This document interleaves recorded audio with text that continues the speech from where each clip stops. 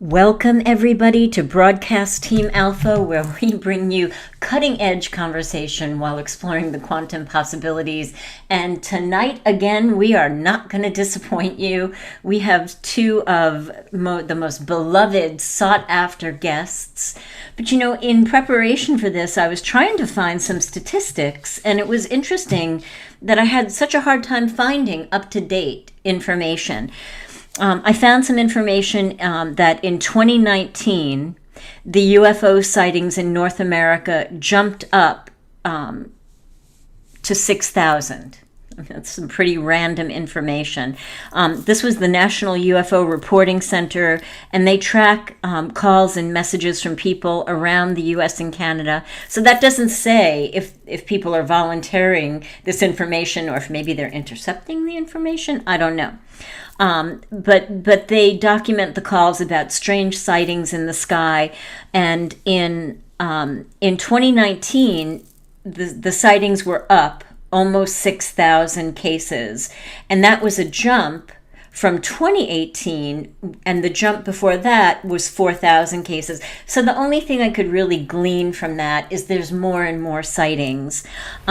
Interestingly, though, in the 17 and 1800s, there was an amateur astronomer named Thomas Dick, and he proposed that on Mars and the outer planets, they are overrun with life forms. I love this information, even though he's an amateur and even though it's super old. But he even guesstimated that there's like 8 trillion life forms on Saturn's rings alone. With the influx of people experiencing extraterrestrials, UFOs, ultra-dimensionals, whatever you want to call them, I don't know. I would love to see this amateur astronomer be proved correctly. He also guesstimated that there was an opening inside the sun. Even though the sun was very hot, inside it was cool. So we have lots of things to just begin to stimulate our imagination so we can talk about some of the most interesting and maybe not so talked about experiences of our guest tonight. Augie, can you tell us more? Yes, absolutely. We have two of our favorite people here. And let me start with one of them. That's Tom Dongo. Tom is recognized as one of America's leading experts on the paranormal, UFO, ETs, remote viewing, which is actually his specialty. He's also a speaker at many national and international conferences. He's written 8 books, and he's been interviewed on over 36 national and international TV shows and over 40 international talk shows. So he's been around the block a little bit. And of course, one of them is, some of the big ones like Coast to Coast and many of those. And we are going to talk about personal experiences and maybe other experiences also tonight. And he's got some doozies because I have an advantage on you. I got to talk to him before the show, and he told me some of that stuff, and just wait for it. Mm-hmm. And then we have Summer Bacon, one of our favorite people, because, hey, Summer, she's been twice on this show in 7 days. How about that? Yay! And she is...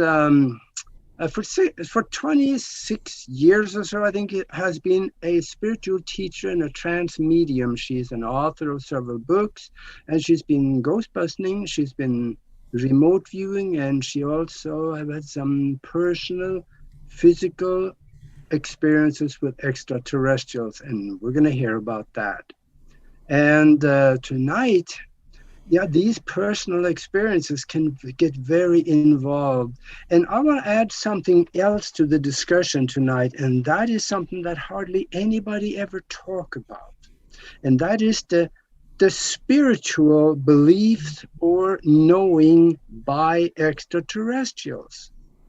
Hardly anybody talk about this, but there have been people that have had communications with extraterrestrials, and when they ask them, like a simple one, like, do you believe in God? And they come back with an answer that is a little different, but that one's going to be interesting. I think Tom and Summers got some insights on this also. So this is going to get really deep and really fun. So welcome to the show. Welcome, guys. Thank you. Thank you so much for being here. Thank you. Great to be here. So much. Yep. Wonderful. So great. Yeah, this Woo, is put your seatbelts on. all right. Yeah, I let me just say first here, I talked to Tom before the show. He told me a story by someone that should be fairly credible. And could we start with that one? Because that just really blew me away, what you told me there. Yeah, a friend of Summers and I, Bill Watson, he was the one that told me about this. He wasn't the only one. There's several others. But it's basically a not well-known story. But during the Vietnam War, there was a patrol. There was about 15, 18 American soldiers, and they were in Cambodia. They weren't supposed to be in Cambodia and Laos, but they were. So they were walking along through the jungle. The Americans were, and they were loaded with explosives and machine guns and the whole deal. And they saw, it looked like a 50-foot Christmas tree ornament, 50 feet across, and it was silver. And so they started walking towards it, and they got closer to it, and they realized there were beings standing under it, and the beings started walking towards them. Now, this is a true story. This is not a made-up story.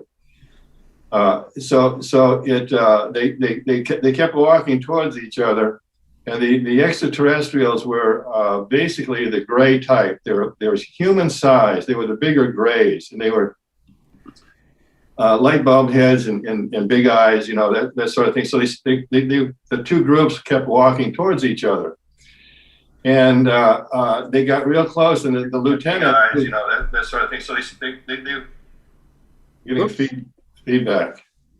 Okay. So anyway, the lieutenant who was in charge cautioned the soldiers. He says, "No, take it easy. Don't anybody panic. Just let's see what this is." She says, "Don't freak out. Don't do anything crazy." So they got face to face. They were maybe 10 feet away from these extraterrestrials, and the extraterrestrials didn't have any visible weapons on them. But one guy freaked out and started firing. He hit one of the extraterrestrials with a full clip.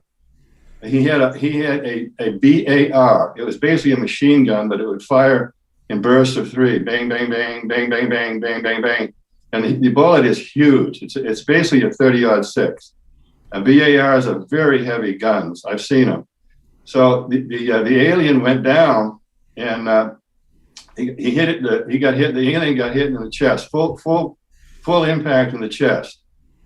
And so he was laying there, and I guess none of the extraterrestrials freaked out. So after 3 or 4 minutes, the extraterrestrial started to move, and he sat up, and then he got up and dusted himself off, and went over to the guy that shot him, and slapped him so hard it knocked him out. So here's this American soldier that's laying on the ground.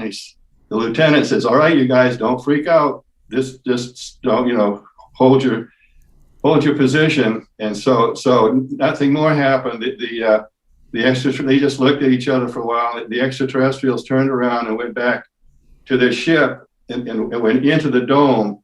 And then the American soldiers just went back into the jungle and continued on. So that was the story. But that's the only time I know of where there was a direct confrontation between American soldiers and extraterrestrials during the Vietnam War. There's a lot of stories about ships, but it's the only one I know of a direct confrontation. And the extraterrestrials didn't do anything to retaliate. Wow.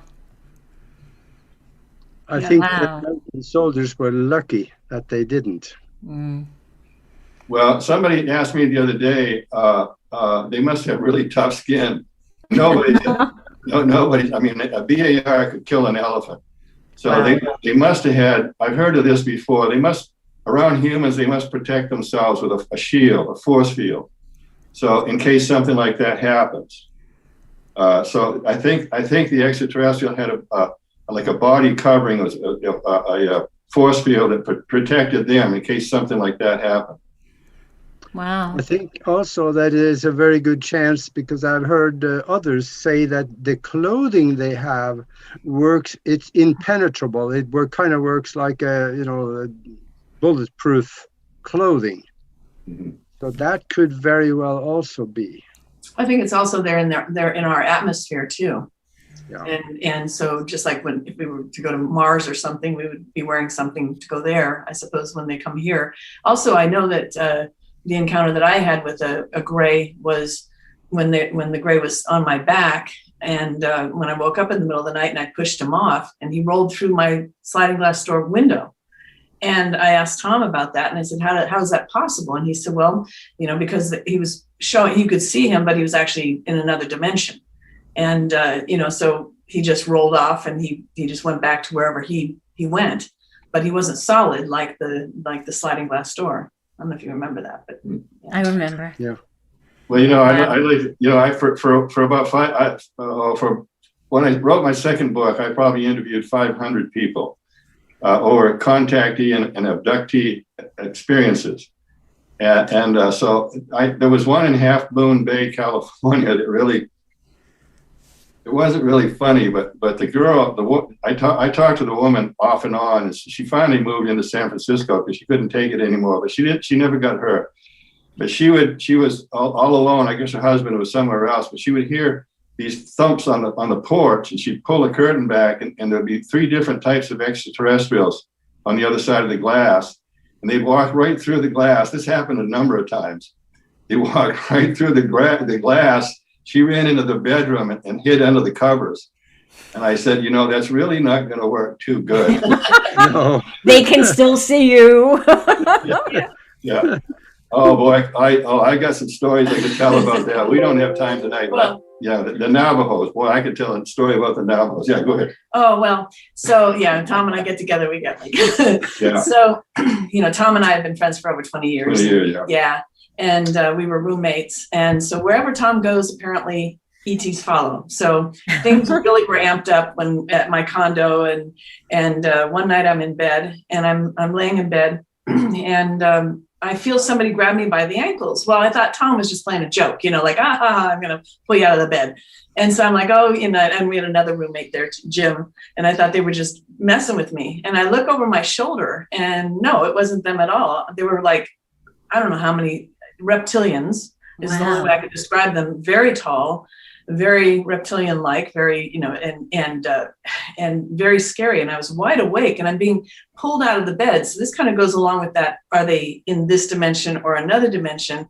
Because they came through my bedroom window, and I looked over my shoulder. And what I did say, and this does work for me, is that I said, you have no permission to be here. And I said, no. And I was slid down halfway out of the bed already. And they stopped, and they withdrew and went through the window. And I looked back, and I saw them there out by the pine trees that were out in our backyard. And so, there's another one where it's like, where are they exactly in terms of, because I could feel them. It was tangible to me, very, very tangible to me, but they were able to go through the window. So, and that just is stuff that happens with Tom and me, like the big ship that was over by the airport Mesa one night when we walked outside in the front yard, and I walked out in the front yard, and I saw this huge ship over by the airport Mesa, but it was so close, and it was kind of like over the houses. And I thought, what is that? Am I seeing this wrong? So I said, hey, Tom, come here. What is that? And he comes out, he goes in classic Tom fashion, oh yeah, that's a ship. So we're standing there having some champagne. Yeah, we went back and had a couple of cocktails and watched the show. And we watched it. And I go inside. I go inside to refill our glasses. And by the time why didn't you remember? Exactly. I came back out, and it was gone. He said, yeah, it left. And then later we talked about that. Why didn't we go in and get our cell phones and take photos? I'll tell you a story about that, because this has happened to me at least a half a dozen times. I have had a video camera right in my hand down here, and I've seen something so stunning in front of me that when the thing was over, I thought, I had a video camera right in my hand. I mean, this has happened about half a dozen times. All I had to do was bring it up and film it. It was a Sony that would film with anything the human eye could see. That Sony would film it, and at least a half a dozen times, I've been so stunned at what I was looking at. I totally forgot that I had a video camera ready to shoot with my hand. And it was so beautiful. It was like this big ship. I don't know how big across that was, but you probably know more than I do, with all these beautiful lights around it. And it always seems like they're always tilted looking at you. I don't know why that seems to be. They're always tilted. And we just watched it. And I just remember this like really serene feeling of like, this is so cool. You know, it's like, you're just like, wow, it's so beautiful. You're not thinking of anything else at that moment. So why does that happen?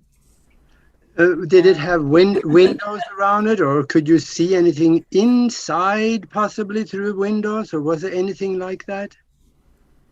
I didn't, but there were windows. No, but you know, I've been within 25 feet of alien spacecraft, and I'm not blowing smoke out of my ears. I've had witnesses. I had six witnesses. The one night, one was right over us. It was this thing was as alien as it could possibly be.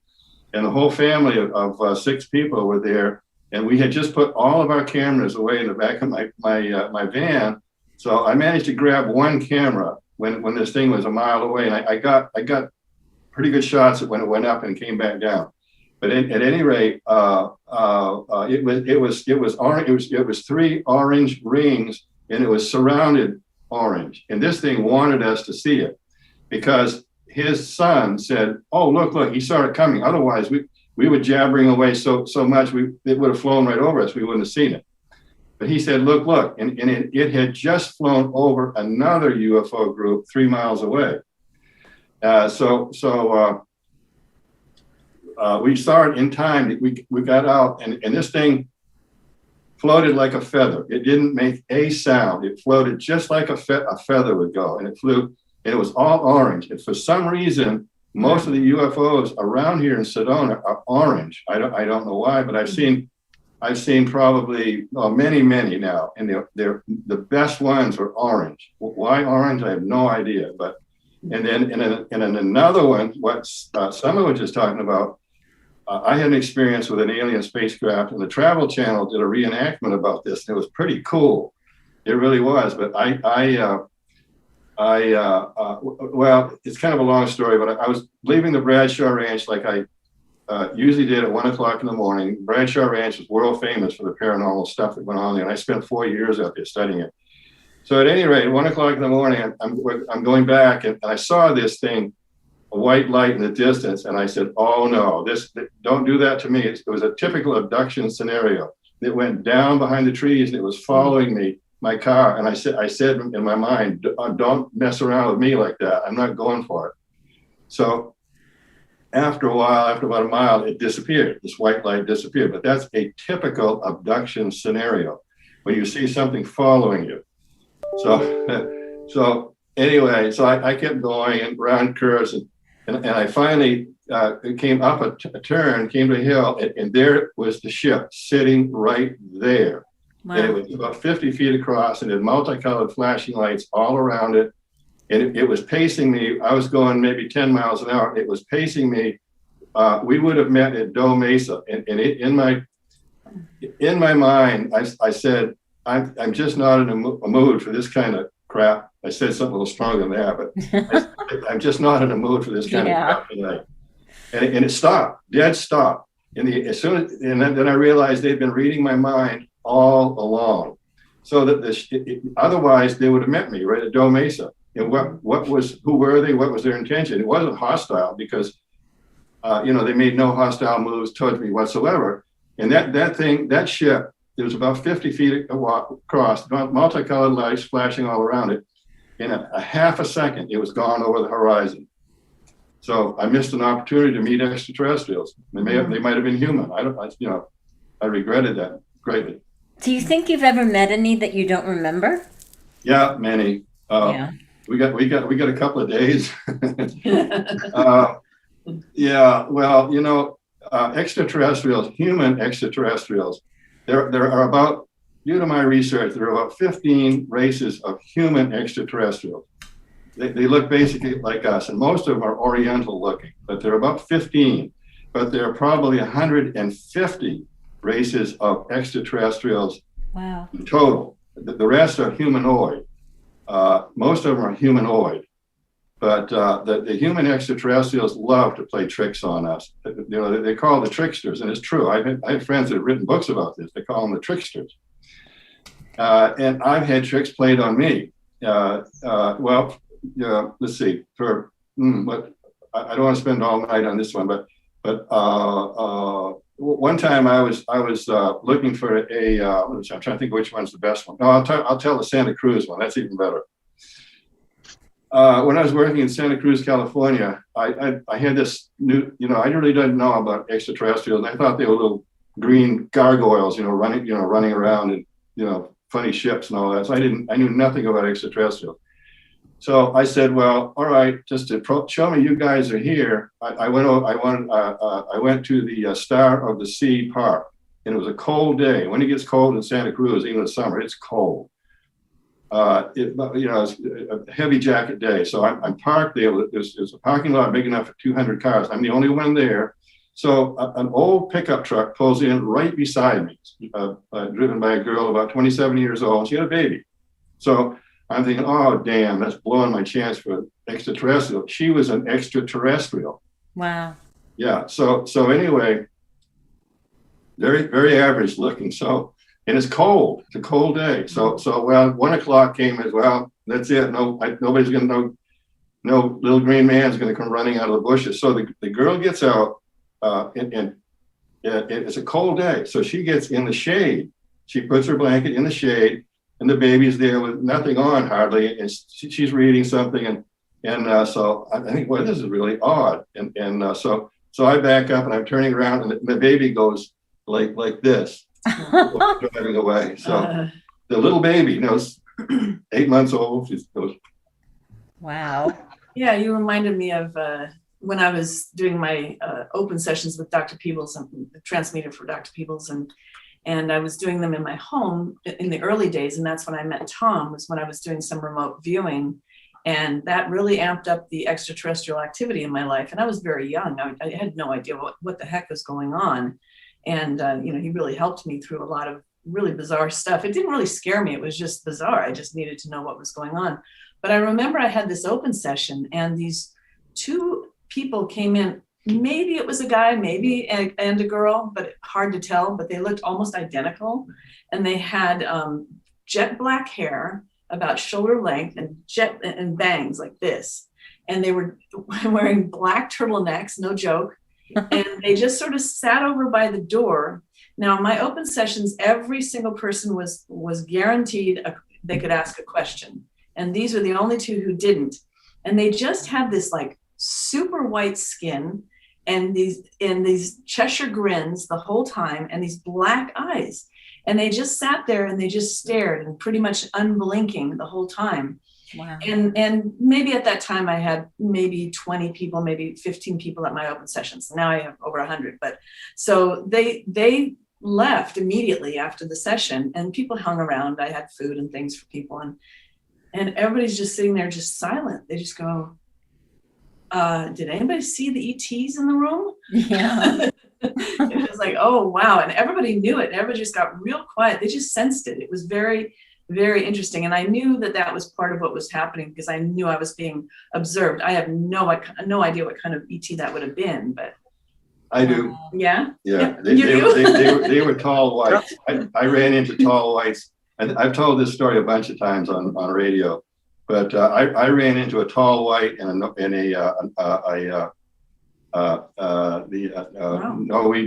Norwegian, the Nordic.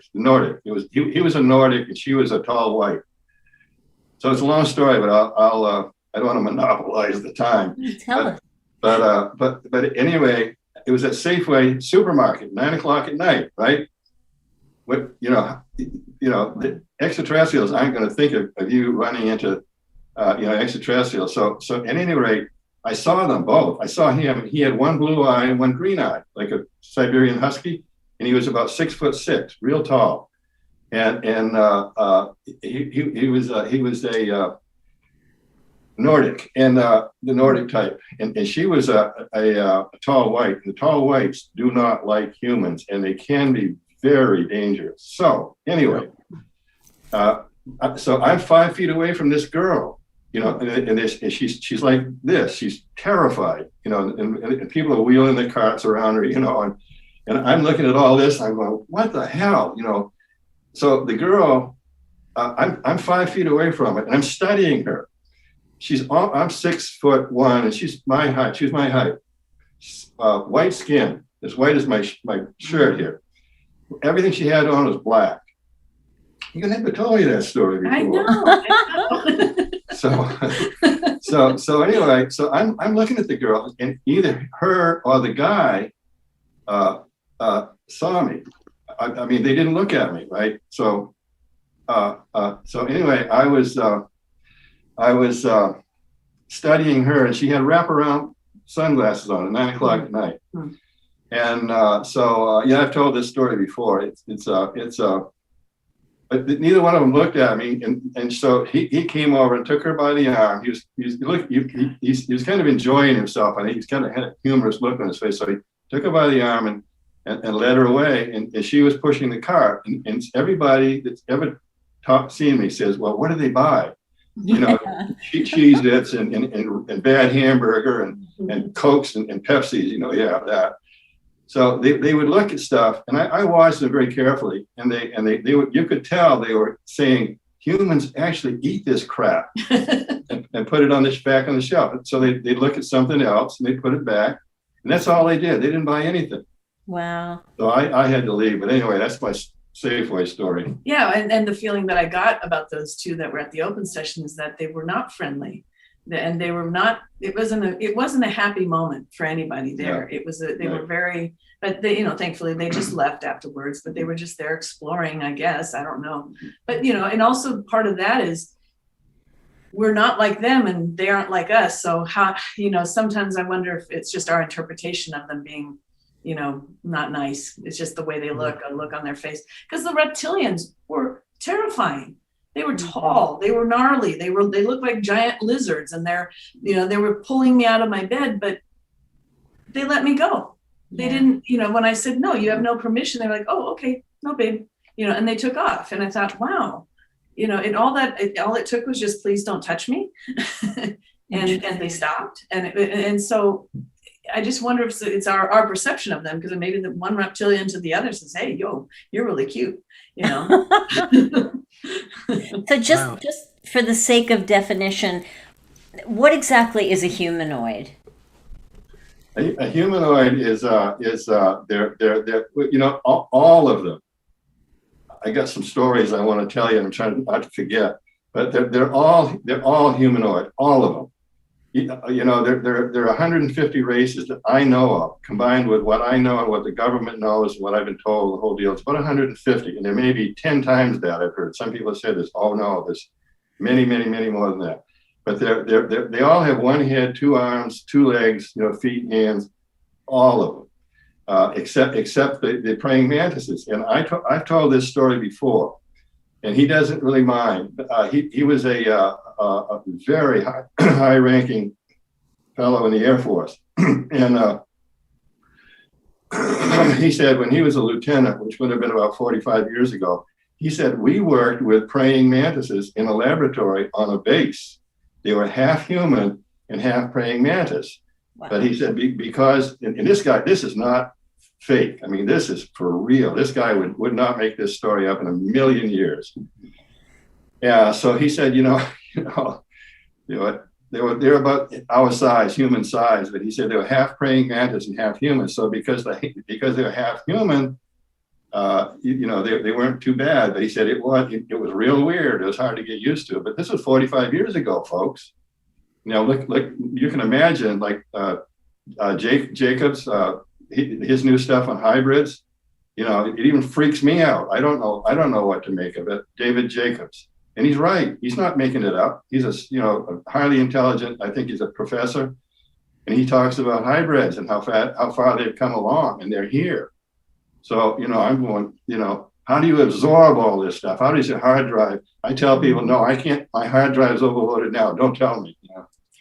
I'm thinking about what Nori said earlier about the sightings and, the 6,000 sightings in 2019, I think you said, and that sort of thing. Well, one of the things Dr. Peebles is talking about right now is everything that's happening on our planet is all about raising the vibration of planet Earth into a new dimension of understanding of love, into the fifth dimension of understanding. And so as we move with that, not all of us will, but as we move with that energetic growth, and we increase our vibration of love, and we have this ability, we increase our ability to see the unknown. We get to see things that other people possibly cannot see, which I think might be the answer to why some people see UFOs and ETs and others don't. Some of us are really super interested in looking into the ethers and discovering new things there, and we're wide open to it. And it takes love to be that way. It takes love to be willing to, look at an ET and say, hey, how are you today? And embrace that. But I think that that's what's happening right now. I think that that's why there are more sightings of UFOs right now than ever before, because people are really starting to open up to it. And I know that so many people have contacted me about wanting to open up to channeling and remote viewing. And I know Tom's been going through the same thing. People are like, I want to learn this. People are excited about it. They want to know what's going on out there, that it's much larger than life that meets the eye here. Yeah. Mm-hmm. Well, historically, is there any race that is more benevolent than others that may come, help you when you're in times of distress? Or Yeah, I can answer that. Yeah. The ones that are helping us do everything they can to help us are human. I've interviewed so many people. I've got a really good idea. All this stuff that's going on now with UFOs, it just bores the jabbers out of me, because it's crap. It's stuff I was dealing with 30 years ago. Yeah. But everybody's getting excited. Oh, the Tic Tacs and all that stuff. Well, we have had flying saucers for 50 years. We've been flying an anti-gravity craft for 50 years. I've had people with cosmic top secret clearances tell me that for 50 years. And so we fly these jets with, fossil fuels, burning up fossil fuel. We've had anti-gravity craft for 50 years. We could be doing it now, but the big money people. I'll tell you a quick story. The two guys built I'll remember the names in a minute, but they built a flying saucer back in the 60s, and it was propelled by crystals. Otis T. Carr and Ralph Ring. I know Ralph, he's a friend of mine. They were flying these things from, north and South California in minutes, right? So some military showed up one day, and they had 3 of them. They had 2 built, and they said, you fly those things again and we'll shoot them down. And they said, why? We can revolutionize, we can free up so many people. And they said, well, it would cost too many people and too many rich people money and their jobs. And so they said, you fly another one, we'll shoot it down. This was back in the 60s. Yep. Yeah, I know of Otis Carr. He built that, and part of his propulsion system actually was the mind. Yeah. So that's what I was thinking.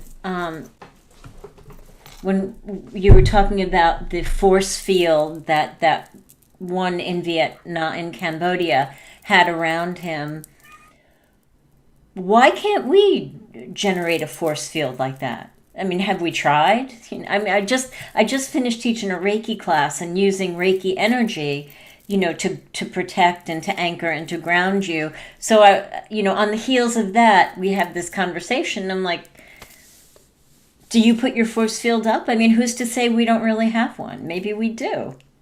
Well, we do. I get. Okay, my opinion about all this stuff. We have lost most of our powers over the years. I mean, it's been drummed out of us. But what I think now is the human extraterrestrials that seeded us here, probably 60 to 80,000 years ago. We are becoming them now. That's why they're so interested in us. particularly the human extraterrestrials. We are becoming them because we're starting. I have weird abilities. I mean, I have very strange abilities. So maybe I'm one of the first ones I can see into a human body like an X-ray machine. Yeah. And I can do other, I've done it hundreds of times, even on medical doctors. Yeah, and then I think the real reason is because nobody told you couldn't. We just kind of, have moved with our own, gone by our own rhythms. I think you and I think so. I mean, Tom told me years ago when I was being bombarded by visitations by extraterrestrials and orbs and all kinds of things. I said, it's getting to be too much, Tom.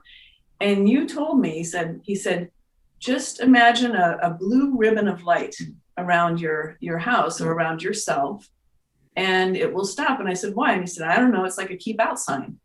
And so when you talk about a force field, it's that easy to do it. It's like, he said, don't give it thought. Don't try to do it right. Just imagine a blue ribbon of light going around. Don't worry about the shade of blue, whatever comes up for you, just do it. And it worked and it stopped, and sometimes I have to be honest with you. Be careful what you wish for, because when it stopped, it was kind of like, oh, I kind of miss them, Yeah. Aw. Yeah. Shady so much fun. There's a question in the chat room. Shady D said, is our force field weakened because of our poor diets or the abuses we put our bodies through? Humans have never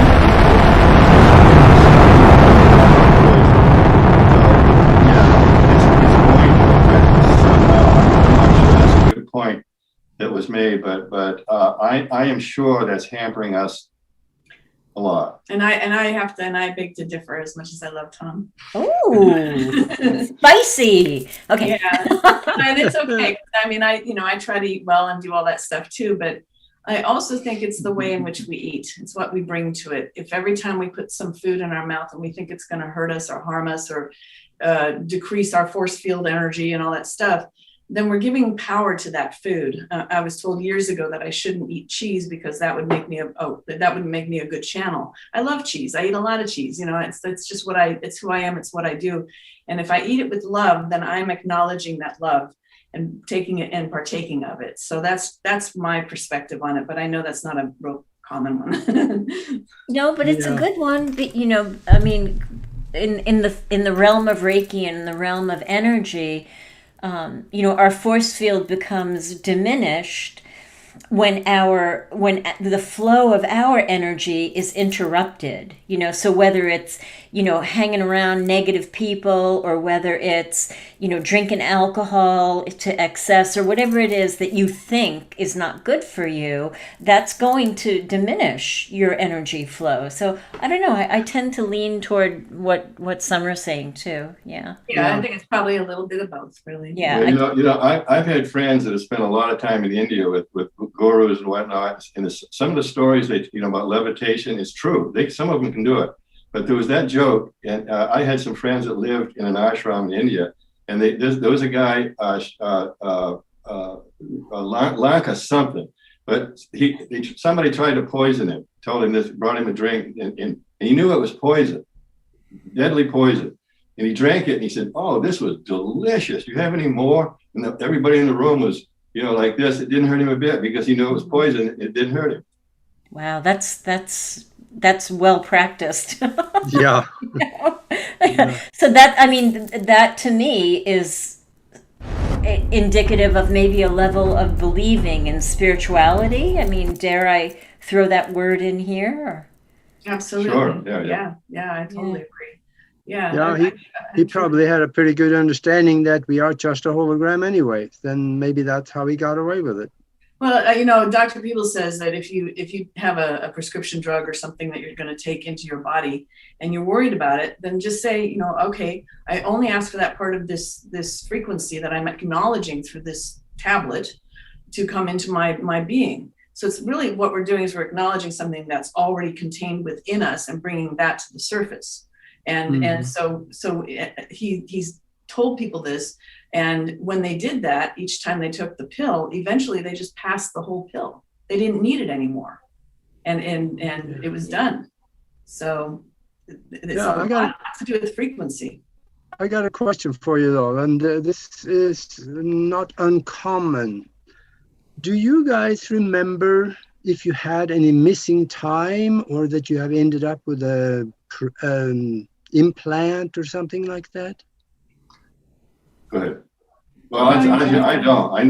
I've been asked that many times. Yeah. No, I don't. I have no implants, and I don't. I've always been very careful about missing time, and no Yeah. missing time. I think I spoke about my missing time on one of the other shows that I was on with you guys, where it was 3 hours of time that went missing, and my children were upset because they were young and I was home really late, and I didn't even. They had just called me and said, "Mom, where are you?" And I said, "Oh, I'll be home in 20 minutes." And they called me immediately again and said, "Mom, why aren't you home?" And I was like, "Guys, you just called me." And they're like, "It's getting so late." I thought, well, gosh, they're getting a little hot-headed. It was only like 1 o'clock in the afternoon or something. And I got home, and the friend that I was with, he went home and called me and said, "Summer, you notice anything unusual?" I said, "Yeah." And he said, like 3 hours of time missing? I said, "Yeah," and no recollection of it at all. But I also had an experience where I started channeling. The first day that I started channeling was December 4th, 1994. Wow. And a couple of days before that, I was in an abusive marriage. So I went to bed on the couch that night. I went to sleep on the couch.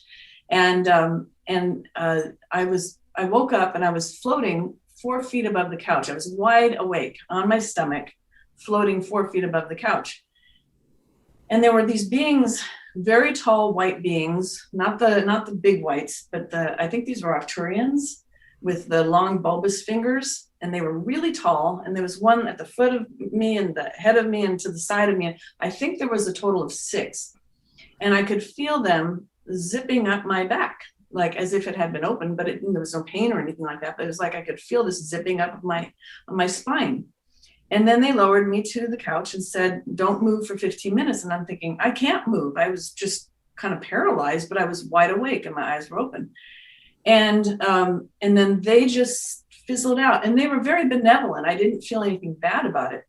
So a couple of days later, I think it was a couple of days, it could have been the next day, I just don't recall, it's so long ago. But that's when I started channeling for the first time. And I had back pain, horrific back pain for all my life since I was a little girl, terrible back pain that doctors couldn't find out what the reason was for that. And the first time I channeled, when I came out of trance, the pain was gone completely. Wow. And so I understand that's where now I understand it as, right, when I feel spirit around, they're pressing on my spine. I can feel that. It was my resistance to that I think was creating that tension and pain in my spine. Oh. So it was a few years later after this that I was out of the marriage, and I was doing an open session, and there was a 16-year-old kid who was at the open session.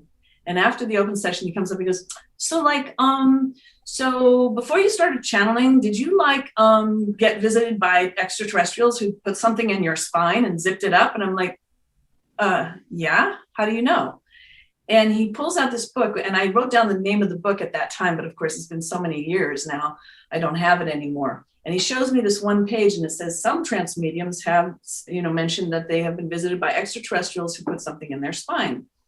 Well, I totally believe that's true. And I am now, many years later, 20 years later, or whatever it is, I have this issue in my back that there's a thing in my back that was kind of festering. And a friend of mine came over a couple of years ago, and he was trying to clean it out and all this stuff. I know it's kind of gross. And at some point he goes, Summer, he said, there's something kind of rectangular shape, little tiny rectangular shaped box that he could feel, but he couldn't get it out. And I don't go to medical doctors very, for anything unless it's really urgent. So I haven't done anything about it, but I want an open-minded one who will let me have it if they find it. Yes. Wow. I don't want it to go to a lab. I want to give it to Tom. By the way, I consider her to be the best trance channel in the world. I've known her for 20 years, and she has never contradicted herself once. A bad channel, somebody that's not channeling a real spiritual being, will constantly contradict herself. And I've been listening to her for 20 years off and on, and Dr. Peebles has never once contradicted himself. So And I don't think we have time, but I tested her. I checked her out before that, just because I thought she was faking it when I first met her. Yeah. We were wary of each other. Yeah. So anyway, one time I was, I was in a session. I'll do this quick. I was in a session, about 50 people, and she was channeling Dr. Peebles. And this one blew me away. It's hard to blow me away. So anyway, so she was. It was about while she was talking, channeling, she stops and she looks at me and Dr. Peebles, Summer, and so Dr. Peebles said, "By the way, Tom, Mother Earth wants to thank you for praying for her every night." And I go, "What? I never had told anybody that. Wow. Never." And so that, and one other time, I used to have the ability to probe people. I was very good at it. I was in a bad car accident and I lost that ability for some reason. But I could probe somebody completely. I knew their whole life in just 10 seconds. So I was doing that with Summer one time. There were a small group of us in her house when she started channeling about 20 years ago. So anyway, I was probing her when she was channeling Dr. Peebles, and she stopped.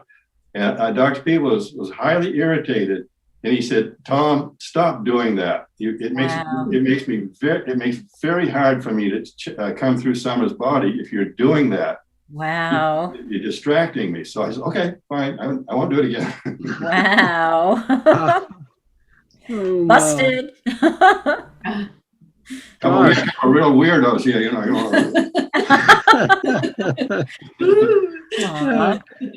I want to get on just another subject that hardly anybody talk about, and that is the spirituality of extraterrestrials. You know, there have been times, even Billy Meyer talks about it, and there are others that say they've had contact, they've had communications and talked with extraterrestrial, and when they ask them, do they believe in God, and questions like that, they actually get an answer. And have you heard anything about spiritual beliefs or anything of extraterrestrials? I'm going to repeat what Semyazi said. You know, the Semyazi was the blonde female. She looked 27, but she was about 400 years old. Billy Meyer, and you know, I had a friend that went to prove Billy Meyer a fraud, and this guy would have made a great Gestapo colonel. He's German. He came away and he said, "That man is telling the truth." So that was it for me, for Billy Meyer.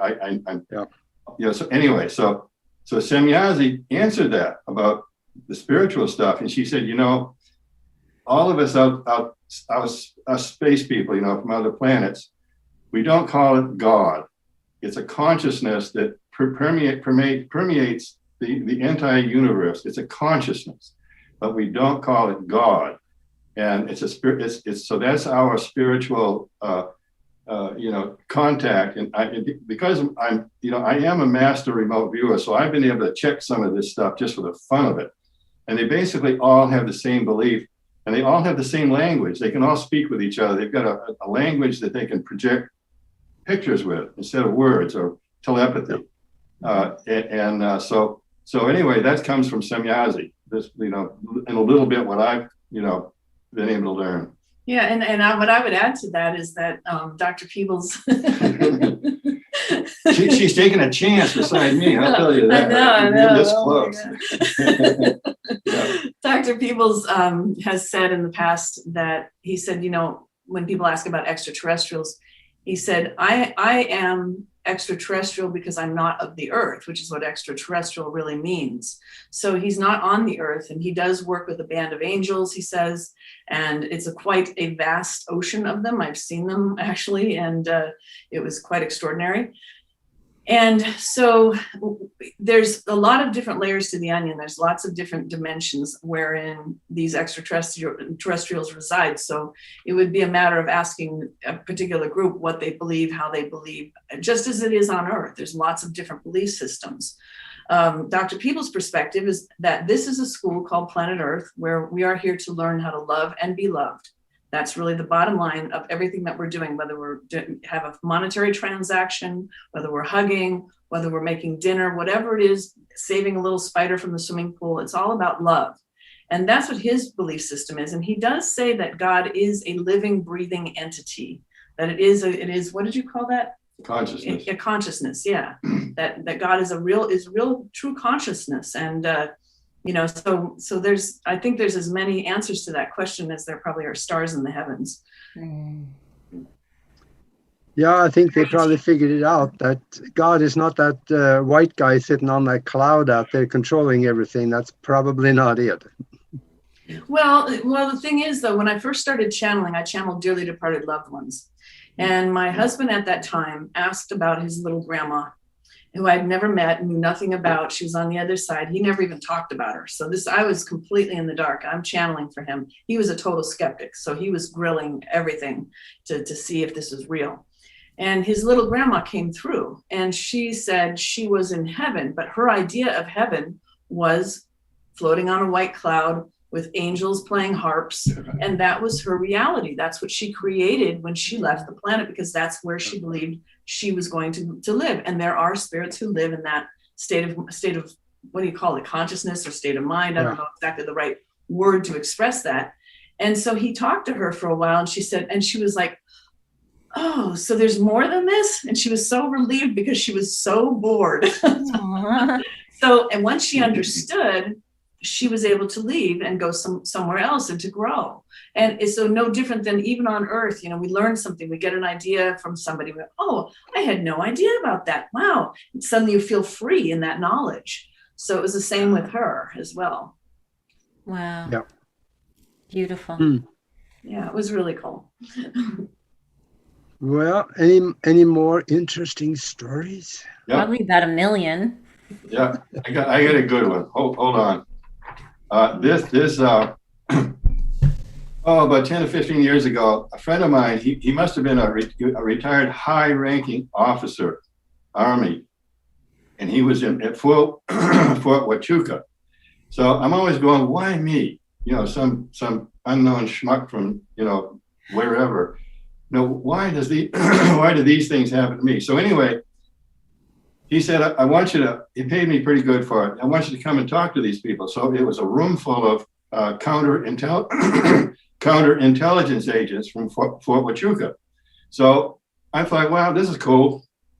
But he had a motive, because I had one of the world's best collections of photographs. And I showed them to him. So he saw something he didn't tell me. He must have had an aha. So here's 30 counterintelligence agents come from Fort Huachuca to listen to me, Wow. So anyway, I'm, like a dummy, I get up there and, blabber away. And they were mostly young people in the 20s and 30s. And the girls were beautiful, physically perfect, because they exercised all the time, but they were hard as nails, every one of them, counterintelligence agents. So I'm showing them my photographs, right? Just having fun doing this. It didn't dawn on me what. So anyway, I showed a picture, and they freaked out. I mean, counterintelligence agents don't freak out. They all got up and they said, let's let us see that. So they took my book of photographs and set them on the table, and all these counterintelligence agents were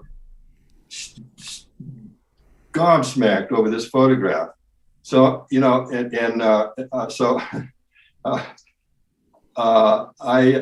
anyway, this was the photograph, and this was taken by Carlos Diaz in Mexico. It's taken a while back, but this showed this sort of alien spacecraft. Now this is a he saw it coming up. This is a guardrail right here. This is a guardrail, and there's a cliff. So this thing, he saw it. He's a photographer, very, very poor. Carlos had no money, but he saw this thing coming up, it was glowing. So he got his camera ready. As soon as this thing came above the guardrail, he's in his car, sitting in his car. He took this picture. But this sort of spacecraft has come up time and time again. Carlos has been, he said he hoaxed it. He did this, that, and Carlos had no money. He could not have possibly. So since then, this has become a critically important spacecraft. It's been seen photographed in a bunch of different places around the world. So what did those counterintelligence agents know? You know, but is that an orange one, Tom? Is that? Yeah, it's exactly what it looks like. Mm-hmm. It's exactly what it looks like. But that's a guardrail, that silver thing. So the tree right there. He took a bunch of these photographs. As Carlos Diaz in Mexico took that. Wow. But since then, you know, he was that guy went through hell as usual. You know, he was fraud. He was faking it. He was doing it for the money. Well, he never made $1 off that. Wow. But since then, that ship has been photographed around the world in different places around the world. So Carlos wasn't making it up. He wasn't faking it. And he was a nice guy. I interviewed him. He was just a really nice guy, honest. He didn't have anything to prove. He wasn't trying to get rich or famous. He just had these photographs. But he got you know, dragged through the ringer like so many UFO researchers do. But you know, some of these guys, when they get through with them, there's nothing left over. They've been butchered by debunkers and skeptics and critics, and you know, you name it. It's I know I've been there. I've been, you know, I've been the butt of these things. So people like that. I see now that we only have about 4 minutes left of the show. So would you guys tell us where people can reach you, what you can help them with, and your books, and let's talk a little bit about that. Would you start, Summer? Yeah, sure. I have a website. It's summerbacon.com. It's summer like the season, bacon like the food.com. That's my name. And there's lots of free resources on there. There's my autobiography is there as a free download. I like giving away stuff for free a lot. And but I also have my paperback of my autobiography, The Cellars and Ceilings of Summer, is available on Amazon. And I think it's a pretty good read. It's got a lot of my ET stories in there and stuff, and Tom is mentioned in it. And and you know, right now I'm just doing one session a week for it's more of a general session, general teaching from Dr. Peebles. They're really good. I do them every Wednesday, and it's helping a lot of people through this time period on the planet, really giving us some direction, how to think about what's happening, how to stay centered and balanced, and all of that. Is that online, Summer, on Wednesday? When is that? No, it's not. It's actually, I record it here in my home. I just channel to my computer, and I have it available in my store as an MP3 for people to download. I haven't quite gotten that far with it as far as public. Yeah. So awesome. So, okay, so anybody wants to contact me, don't email me. I'm 2,200 emails behind now, so I'm never going to catch up. No. Yeah, never. But you know, if you go on my Facebook page, you know, somebody's got something really burning, I can probably answer them on my Facebook page. But I'm you know, I don't have any assistants or, you know, wife or girlfriend, anything, so it's just me. So I can't keep up with it. But so anyway, my books are all on Amazon. 3 of them are out of print, but they're on print on demand and Netflix. Awesome. So they can be ordered for, you know, a certain amount of money. And my newest book, Merging Dimensions, is my big one. This is the one I'm really trying to push, and people love it. Merging Dimensions. It's all about the Bradshaw Ranch, Merging Dimensions, and I'm going to be probably. I have to be a little bit careful about this, but I know about the Skinwalker Ranch. I may get pretty involved in the Skinwalker Ranch. I'm going to see how that goes. So anyway, that's it. Merging, not emerging, it's merging dimensions. Everybody go out and buy it. See, then I can get the new shoes from the car. All right. We'll go right to Amazon and get Merging Dimensions.